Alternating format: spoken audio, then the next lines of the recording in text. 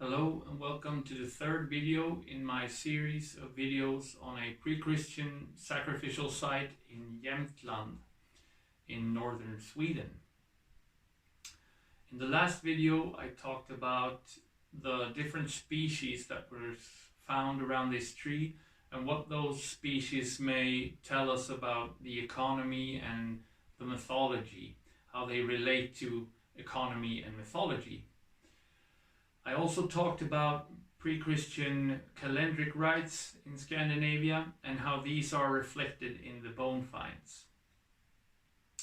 Today I'm going to talk a little bit about Sami bear cult or Sami bear ceremonialism.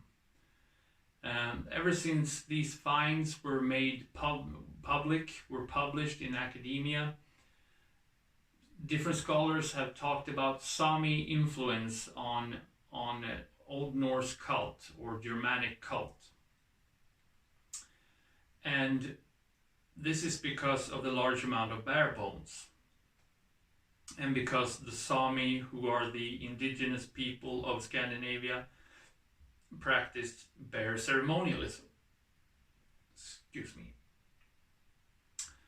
And when I'm about to talk about this, you have to keep in mind that the sources that I use and that most people use for research about Sami religion, most of them are way later than the Viking Age. They came about from the 1600s to the 1800s or thereabouts. And they came about in a situation where the Swedish and Danish Norwegian governments tried to eradicate the Sami religion. They made an asserted effort in the late 1600s and early 1700s to completely eradicate what they thought was heresy and devil worship. So we have to know that the motives behind the motivations behind writing these things down. So, but in the Sami religion, the bear is a holy animal. It's in some sources described as a sort of guardian of the forest, the head honcho of the forest. And in a way, it actually is biologically. I mean, it's the top predator. And it's a special animal, the bear. It goes to sleep in the winter. It stands up on its hind legs, and it's very sly, very intelligent, can be very dangerous, but can also be very benevolent. In most cases, at least here in Scandinavia, the bears are pretty relaxed. And this thing with bear cult and bear ceremonialism exists all over the world in the circumpolar areas. And there's this myth in Sami mythology that the bear and humans are related to each other. Different variations of this myth, but with the basic component that man and bear are related, exists all the way from the Ainu people of Japan and all the way to Scandinavia.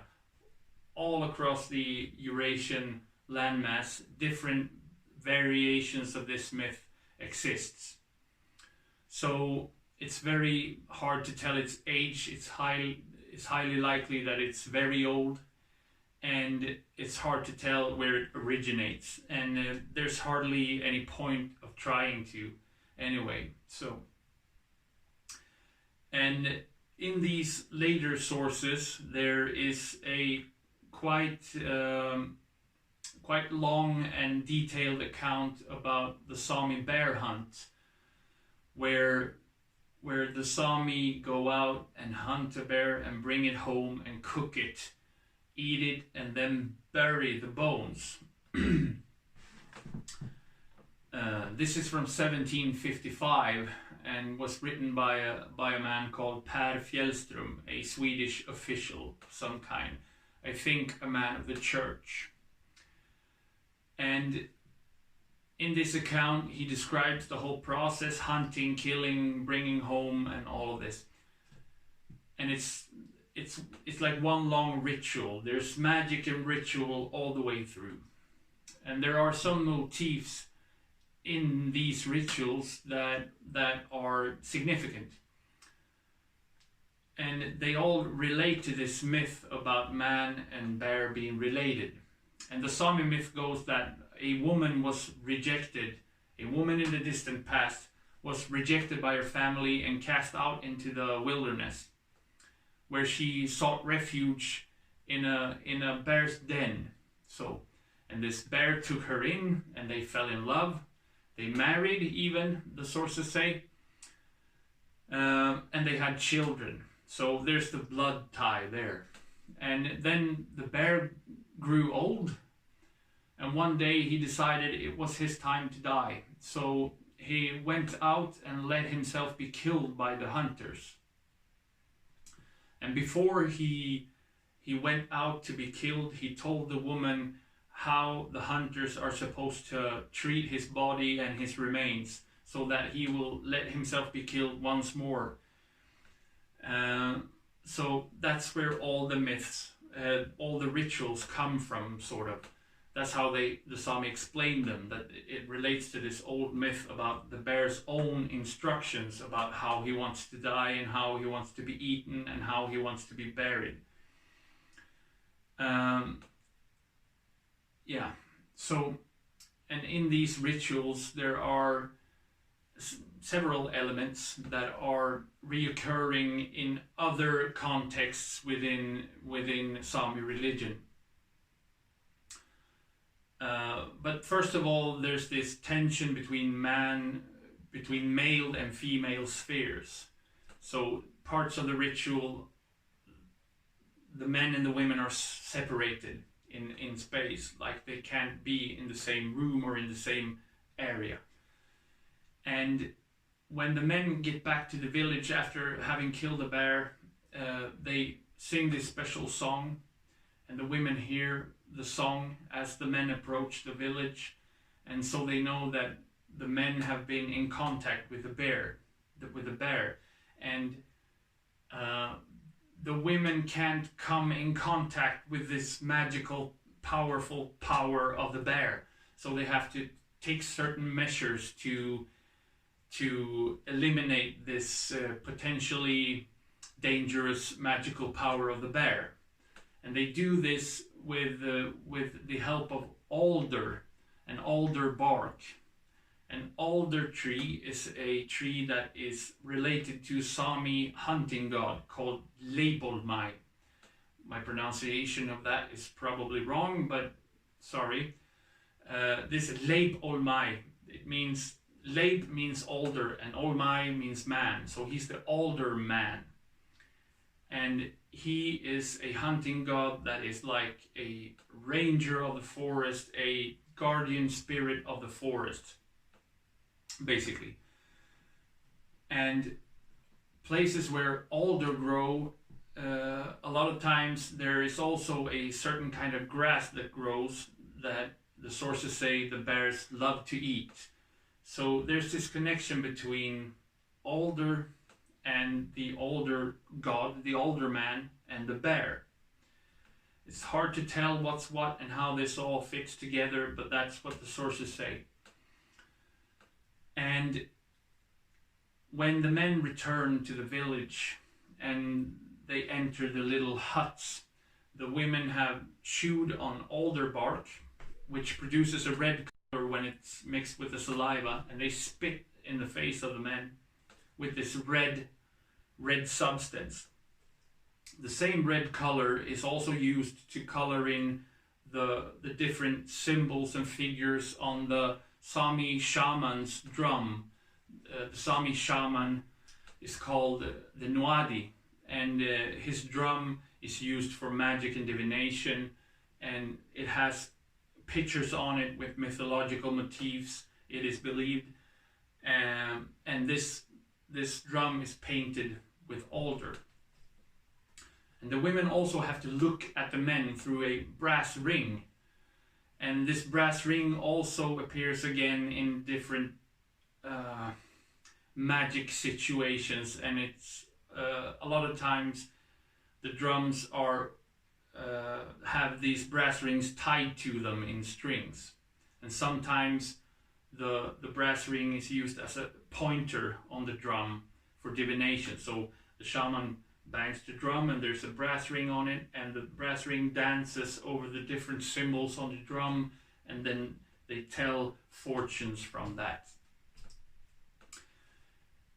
Yeah, so the brass ring and the older and the bear and the older god, the older man, and this taboo or tension between the bear and the woman that relates to the myth of the woman being not taken, but ending up with the bear instead of being with her own tribe, sort of.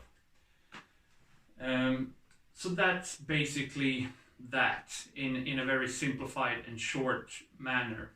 Now, as I mentioned, they at the end of these rituals, they bury the bear. So they dig a grave and they put down some nice branches and they lay out the bones. A lot of times they lay out the bones in an anatomically correct position so that it would be as if the bear laid there. Most of the graves that have been excavated and discovered are from the 1600s, 1700s, and 1800s. But there are also examples from as far back as 200 AD. So we know this is a long tradition, and a lot of scholars have suggested that these hunting rituals are of very old, very high age. So there's really nothing there's really no reason to believe that there couldn't have been this same sort of bear ceremonialism among the hunter-gatherer populations of Jämtland in the Viking Age. So that's why this has been interpreted as Sami influence on Old Norse cult. As this series progresses, I will show to you that viewing it as two different things, two different types of religion, two different types of ethnicities might not be telling the whole story, so to speak.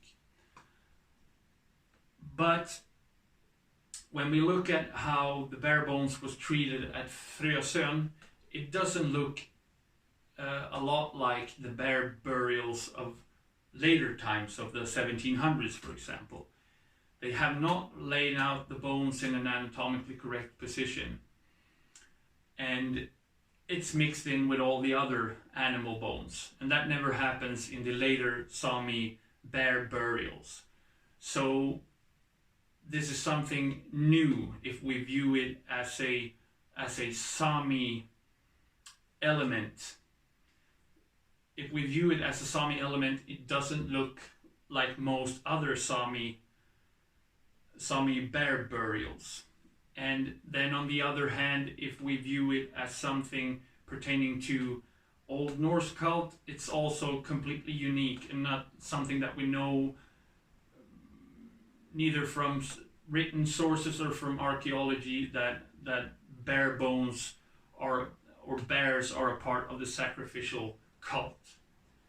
So therefore I suggest that at this time in Jämtland there was a type of creolization between the two cultures, between the two different kinds of sustenance, between the different cultures. And I will give you more to back up this rather bold claim in later videos. In the next video we will look at what the bear means in an Old Norse context, in a Germanic context.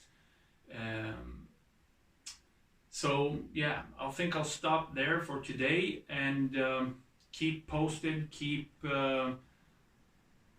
looking at my videos, and subscribe to my channel and share the videos, and I'll gladly discuss this with you. So don't be shy, just ask me stuff. You can go in the comment section and ask me anything. I'm that's why I do this. I want to discuss this with people. So, yeah, I think I'll stop there for today. Thank you. Bye.